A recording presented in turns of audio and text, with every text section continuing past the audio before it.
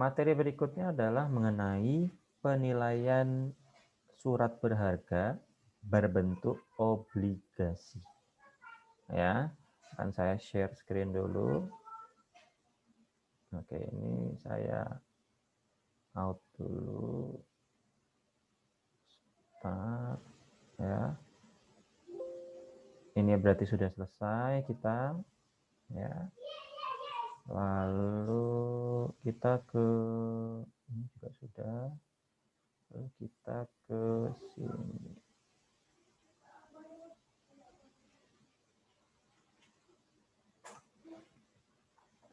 Nah, ini sudah saya share di ini ya. Sudah saya share. Ini PPT sudah disiapkan oleh tim ya, oleh Pak Isnanda. Nanti ada juga satu PPT dari saya untuk latihan soal untuk menghitung nilai intrinsik obligasi. Nah, sekarang kita ini dulu. Kita berkenalan dulu. Sebenarnya sekuritas itu apa, obligasi itu apa gitu ya. Oke. Jadi yang kita ingin bahas adalah cara menilai. Ini silakan dibuka bab 3 ya, penilaian sekuritas jangka panjang. Sekuritas itu namanya sekuritas adalah surat berharga. Sekuritas artinya itu surat berharga. Kenapa dibilang dia surat berharga? Karena surat ini menyatakan bahwa kita menyertakan kekayaan kita ke orang lain, ya, penyertaan modal lah istilahnya ya gampangnya, penyertaan modal yang nantinya dari sini kita akan mendapatkan imbal balik tertentu. Itulah kenapa dia dibilang surat berharga, sekuritas surat berharga. Nah, surat berharga itu juga dibagi, ini untuk pengetahuan ya, bisa jangka pendek, nilai umurnya jangka pendek atau kurang dari 1 tahun, atau dia umur jangka panjang. Ini lebih dari 1 tahun.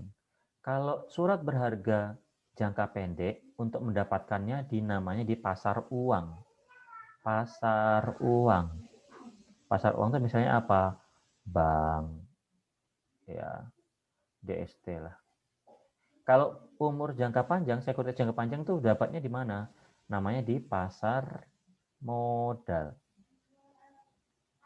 Nah, yang akan kita bicarakan pada beberapa pertemuan ini ya adalah surat berharga atau sekuritas jangka panjang. Sekuritas jangka panjang yang bentuknya 3. Ada obligasi, ada saham biasa, ada saham preferen. Ya, obligasi, saham biasa, saham preferen. Oke, itu dulu ya. Ya, sekarang lanjut lagi. Ini saya bersihkan dulu. Sekarang sudah mengerucut. Kita akan membicarakan apa tadi? Surat sekuritas jangka panjang, bentuknya adalah obligasi.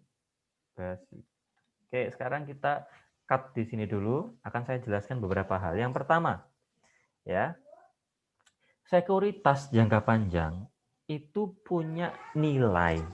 Pasti dong ya, kalau kita menyertakan sesuatu kan dia punya nilai ya. Nah, nilai yang dia punya itu bisa dibagi secara umum adalah nilai buku dan nilai pasar. Ya, gitu. Oke, ada nilai buku dan nilai pasar. Kalau nilai buku perusahaan, itu lihatlah di neraca perusahaan. Kenapa dia bilang nilai buku? Ya karena dia tertera secara eksplisit di neraca perusahaan. Lihat neraca perusahaan itu ada di laporan keuangan. Ya. Kalau nilai pasar, nah nilai pasar itu adalah nilai real time. Real time itu yang terjadi saat ini, aktual. Kita lihat di mana nih real time? Di transaksi jual beli. Kalau teman-teman mau cari tahu nilai pasar saham suatu perusahaan, lihatlah itu di datanya siapa? Datanya Bursa Efek Indonesia, ya, Bursa Efek Indonesia BEI, BEI atau IDX, ya, Indonesian Stock Exchange IDX, ya, atau Bursa Efek Indonesia. Ini real time, diperdagangkan berapa? Oh, saham per lembar dari GG Gudang Garam atau BBCA, Bank BCA, atau saham BBRI, Bank BRI, itu per lembar berapa? Tapi kalau beli nggak bisa per lembar, tapi per lot, ya, per lot. Ya kalau nilai pasar itu adalah nilai real time. Itu terjadi di waktu tertentu. Misalnya, nah sekarang pukul 10.00 WIB tanggal berapa nih sekarang? Misalnya tanggal 21 08 2000 kok 08 10 2020. Ini real time, ini harga pasar. Ya. Nah, nilai pasar atau sama dengan harga pasar, ya, itu cek langsung ke Bursa Efek. Ada juga satu nilai apa lagi yang akan kita bicarakan sekarang, yaitu nilai intrinsik. Ya, ini yang akan kita bicarakan sekarang. Apa itu nilai intrinsik? Nilai intrinsik adalah nilai wajar atau nilai yang seharusnya, ya, sebentar ya.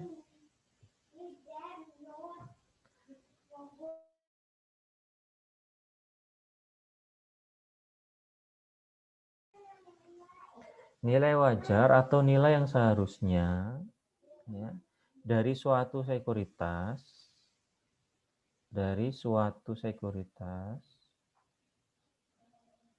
atau surat berharga, ya, dengan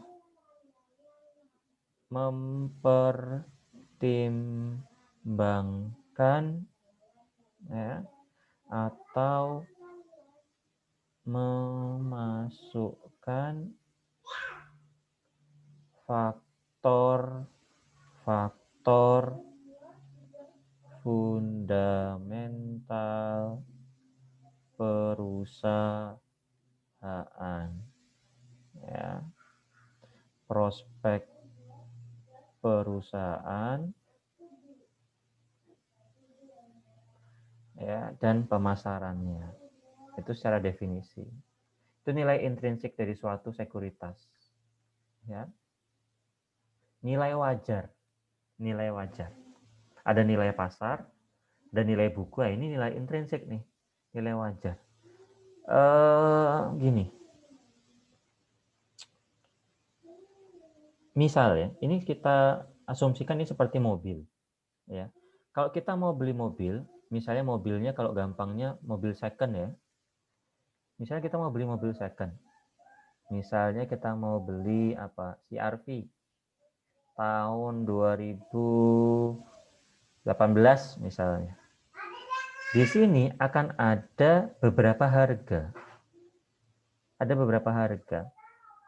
Ada harga namanya harga jual dari penjualnya. Ya, harga jual dari penjual. Misalnya ada dealer showroom yang ada yang ngejual dihargain 300 juta ini mobil. Ketika kita datang dan kita tertarik, mesti kan kita lihat-lihat dulu nih. Kita ngecek dulu nih. Wow, ini kira-kira kilometernya masih rendah, interiornya masih bagus, eksteriornya masih mulus, ya tidak ada baret segala macam. Ya, oh ada kelemahannya tapi kelemahannya misalnya koplingnya keras, misalnya. Oh berarti ini perlu ganti kopling kayaknya.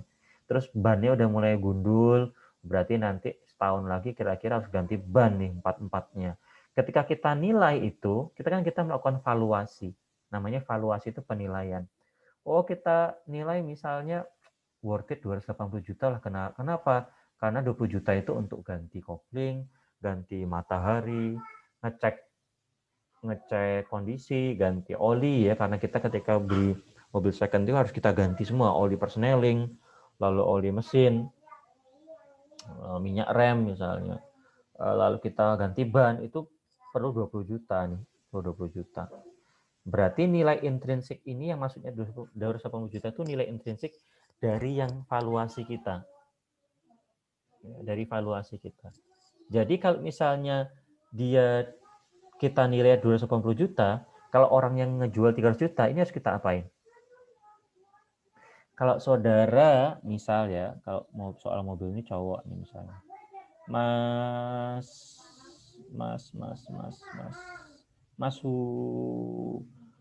Yudhistira Bayu, halo Mas Yudhistira Bayu. Mas Yudhistira Bayu, halo.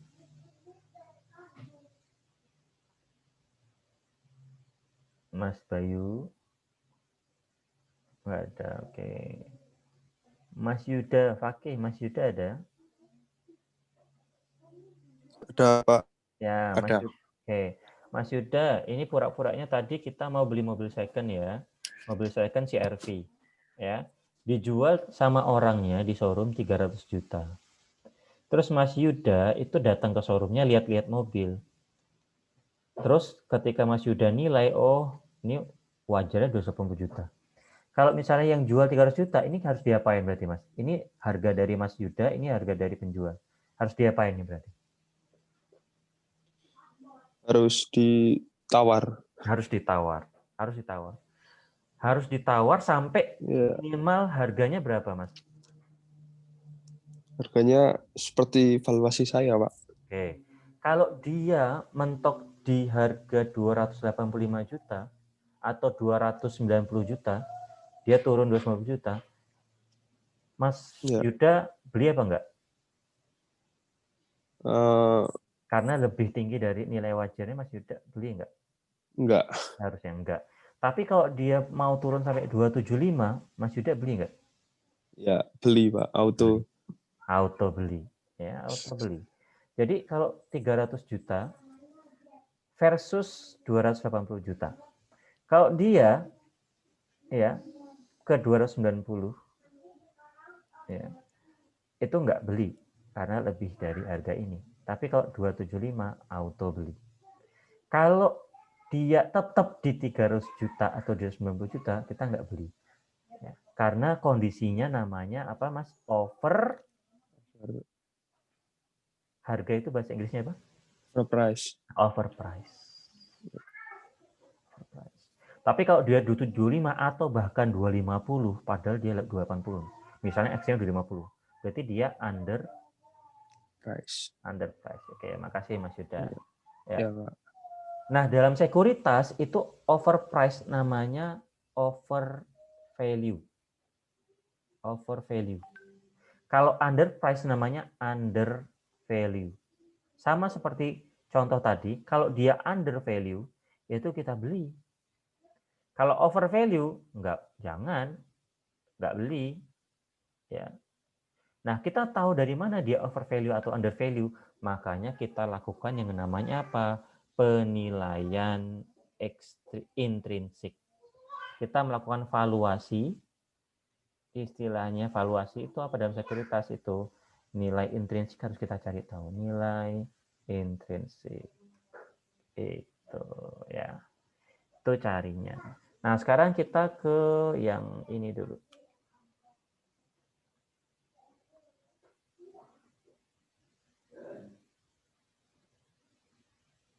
Mana tadi? Ini.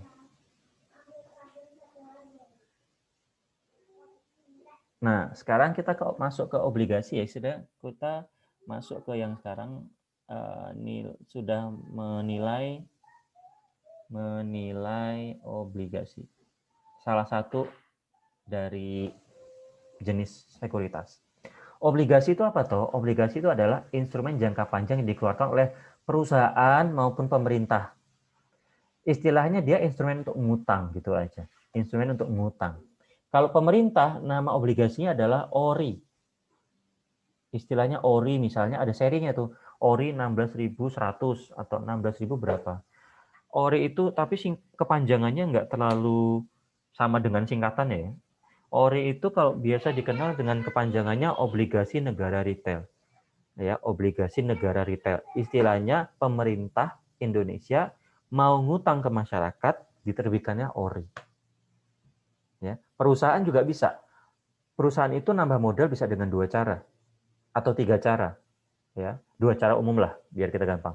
Dia bisa nambah modal dengan saham, bisa saham biasa atau saham preferen, bisa dia ngeluarin surat utang, ya pakai obligasi. Nah, sekarang kita ke obligasi. Pada selembar obligasi, baik itu yang dikeluarkan oleh perusahaan maupun dikeluarkan oleh pemerintah, dia di dalamnya itu mengandung 2 nilai, yaitu nilai nominal dan tingkat bunga. Ya. Oke, berikutnya, kebanyakan obligasi memiliki jatuh tempo. Obligasi itu dibagi lagi, saudara. Ya, obligasi itu ada yang jatuh tempo, ada yang tidak memiliki jatuh tempo. Kalau memiliki jatuh tempo, misal pemerintah mengeluarkan ORI dalam jangka waktu 3 tahun. Dia punya tenor, berarti dalam 3 tahun pemerintah akan melunasi utangnya. Nah, untuk obligasi yang memiliki jatuh tempo tadi, yang punya tenor, perusahaan akan memiliki 2 kewajiban. Ya, memiliki 2 kewajiban. Yang pertama adalah membayar bunga, yang kedua adalah membayar pokok.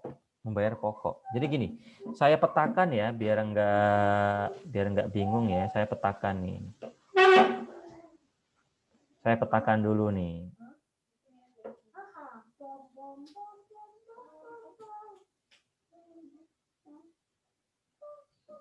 Oke, saya petakan dulu ini.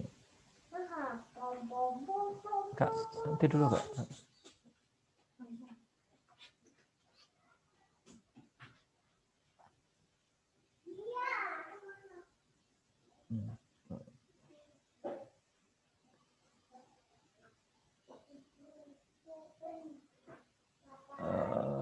Ini saya petakan ya, obligasi bisa swasta perusahaan atau bisa pemerintah. Saya bikin petanya dulu ya, peta jenis-jenis obligasi ya, atau surat utang, gampangnya itu surat utang ya. Satu jenisnya adalah tidak memiliki jatuh tempo. Berarti tidak memiliki jatuh tempo itu surat utang itu ada untuk selamanya. Istilahnya adalah, istilah kerennya adalah perpetual bond. Bond itu bukan James Bond itu ya. Bond itu maksudnya adalah bahasa Inggris untuk obligasi. Yang jenis yang kedua adalah memiliki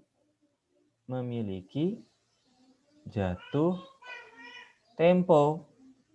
Ya, memiliki jatuh tempo itu dibagi 2 lagi.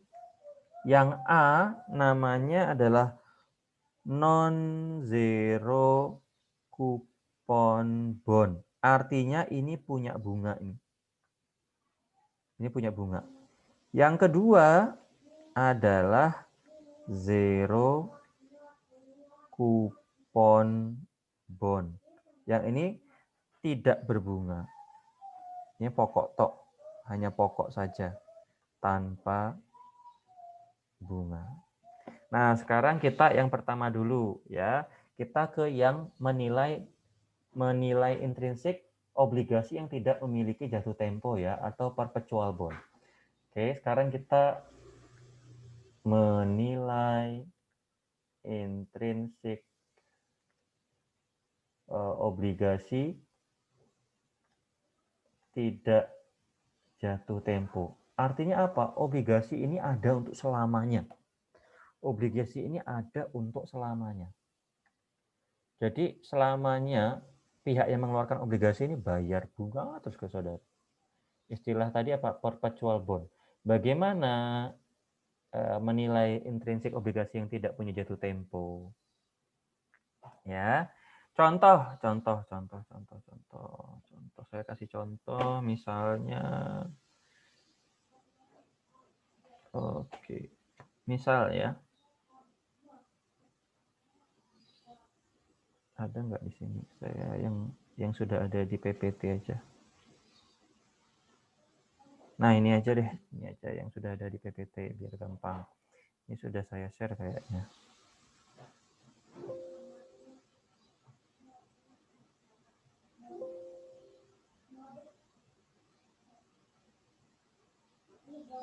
Nih. Kita sekarang akan menilai nilai intrinsik, melakukan valuasi nilai intrinsik obligasi tidak memiliki jatuh tempo, perpetual bond. Latihan soal ya.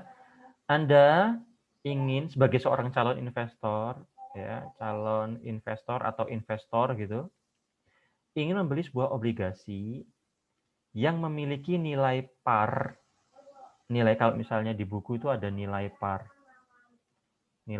atau nilai pari atau nilai nominal yang tertera, itu yang tertera yang dijual itu 1.000, harganya 1.000, misalnya 1.000. Ya. Dengan kupon rate atau tingkat bunga sebesar 12%. Jadi teman-teman kalau misalnya minjamin dia uang 1.000, teman-teman diiming-imingi return tingkat pengembalian 12%. Dengan asumsi tingkat keuntungan yang diharapkan oleh kita sebagai investor itu 15%.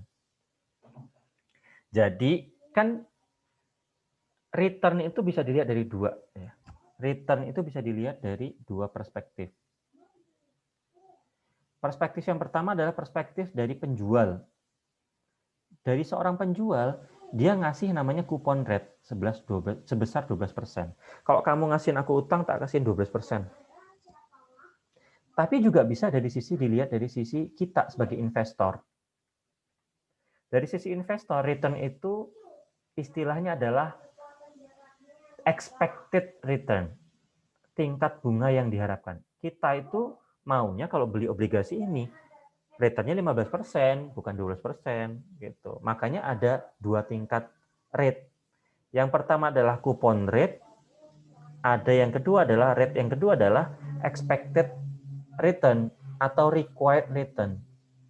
Required itu bahasa Inggris, ya, artinya return yang disyaratkan. Return yang disyaratkan. Disyaratkan oleh siapa? Disyaratkan oleh investor kita yang beli. Gitu. Oke, sekarang kita akan lihat. Diketahui bagaimana cara menyelesaikan soal ini, kita akan identifikasi soal dulu. Ya. Caranya kita akan identifikasi soal. Pertama, tidak ada informasi jatuh tempo. Berarti jenisnya adalah perpetual bond. Ini kan tidak ada informasi jatuh tempo, nggak ada di sini.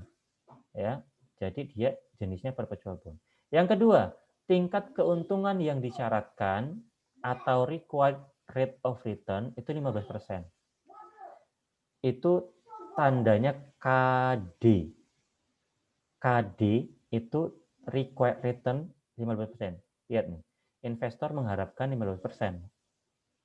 Yang berikutnya, informasi bunga belum ada. Cari nilai bunga yang diterima oleh investor. I-nya belum ada nih.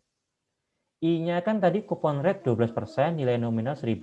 Jadi I itu interest, tingkat bunga, harus dicari dulu.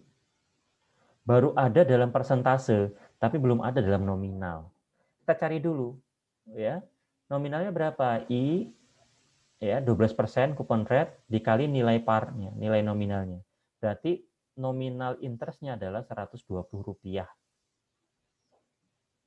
Oke, sekarang kita akan menjawab. Anda ingin membeli obligasi yang memiliki nilai nominal atau nilai par Rp1.000 dengan kupon rate 12%. Ya, tadi menghasilkan berapa tadi? Rp120 ya. Dengan asumsi tingkat keuntungan dilakukan oleh investor 15% atau KD 15%, berapa nilai intrinsik obligasi tersebut? V, ini rumusnya. V itu kepanjangan dari value. V sama dengan I per K KD. Ini untuk rumus perpetual bond. Ingat, ini untuk rumus perpetual bond yang tidak memiliki jatuh tempo. Ya. I-nya berapa? I-nya adalah Rp120. Dapat dari mana? Dari 12% dikali 1.000. Per KD. KD-nya berapa? 15% atau 0,15. Ini hasilnya adalah Rp800. Berarti nilai intrinsiknya itu sebenarnya Rp800. Rp800. Ya, Rp800. Nah, ini adalah hasil valuasi kita. Nah, dilihat. Kalau harga pasar itu tidak lebih dari Rp800, berarti kita beli. Karena dia apa? Under value. Ya. Tapi kalau harga pasar di atas 800, itu over value, kita jangan beli. Misal di pasar ini dijual, obligasi ini dijual Rp1.000. Ini jangan dibeli ini. Kenapa? Karena dia lebih dari nilai yang seharusnya. Oh, nilai seharusnya 800 kok. Sama seperti tadi, kayak beli mobil. Jadi nilai intrinsik, nilai wajarnya 800. Kalau di pasar harganya 750 atau 800 sama, keputusannya apa? Beli sebagai seorang investor. Tapi kalau di pasar harga wajar segini. Di pasar harganya 1.000. Keputusannya jangan beli. Kenapa jangan beli? Karena tidak sesuai dengan harga intrinsik. Atau istilah kerennya adalah ini, over value. Ada pertanyaan dulu untuk menilai nilai intrinsik obligasi perpetual. Ada pertanyaan, ayo silakan. Ya, oke, lanjut dulu. Nah, ini ya, sekarang tadi kan kita dapat nilai wajarnya adalah H. Nilai wajarnya adalah 800. Ya, ini nilai wajar nih. Terus nilai pasar itu akan kita bandingkan. Kalau nilai pasar ini sudah saya jelaskan sih. Kalau nilai pasar lebih kecil dari nilai intrinsiknya, dia namanya undervalued, berarti beli obligasinya. Tapi kalau dia kemahalan dari seharusnya, ya bagi kita sebagai sisi pemegang sekuritas atau calon investor, ya jual aja. Kalau kita megang, jual. Over value nih. Kalau kita pegang, sudah pegang sekarang, sudah terlanjur pegang, karena nilainya 800, di pasar nilainya 1.000, ya kita bisa untung nih kalau sebagai pemegang. Tapi kalau belum pegang, baru mau beli, jangan beli. Kalau kita sudah pegang, kita jual karena kita punya keuntungan 200 dari selisih harga wajar dengan harga pasar. Oke ya. Sekarang masih ke obligasi tidak memiliki jatuh tempo, ya, pengembangan, ini soal pengembangan, ya. Sebentar.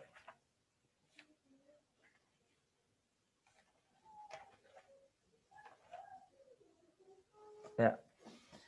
Anda ingin membeli sebuah obligasi yang memiliki nilai nominal 1.000. Oke, nilai nominalnya 1.000 lagi. Dengan kupon rate 12%, masih sama, 12%. Dengan asumsi tingkat keuntungan didapatkan oleh investor sebesar 15%, oke, ini required rate of return atau KD-nya. Berapa nilai obligasi tersebut? Dengan soal yang sama, tambahkan keterangan. Jika harga pasar obligasi 1.200, berapa keuntungan yang diterima oleh investor? Nah, ini sudah ada nih. Ini soal yang sama, yang sebelumnya. Ini soal tambahan. Dengan soal yang sama, ditambahkan keterangan, jika harga pasar obligasi 1.200, berapa keuntungan diterima oleh investor? Tadi kalau soal yang sama kan ini sudah kita cari, ini 800 ya. Berapa keuntungan yang diterima oleh investor kalau harga pasarnya 1.200? Rumusnya menggunakan rumus yang ini. PO sama dengan I per KD. PO adalah harga pasar, I adalah interest, KD adalah bisa required rate of return, Jadi Pak, itu kan 15%. Nah, perspektif yang kedua adalah keuntungan real atau real return. Jadi KD itu punya dua perspektif. Kalau dari perspektif kita mencari harga intrinsik, berarti KD itu adalah required rate of return. Ya, ini. Tapi kalau kita mencari berapa keuntungan real yang diterima, kalau harga pasarnya 1.200, kita bisa cari ini. Jadi kalau misalnya pertanyaan berapa keuntungan diterima oleh investor, berapa KD, kan kita cari KD. Lah ini Pak sudah ada KD-nya. Bukan kayak gitu. Berarti kita cari ya, PO-nya sudah ada. PO-nya adalah berapa harga pasarnya? 1.200. I-nya dapat dari mana tadi? Rp 1.000 kali 12%. Nah, KD inilah yang kita cari. Keuntungan realnya berapa?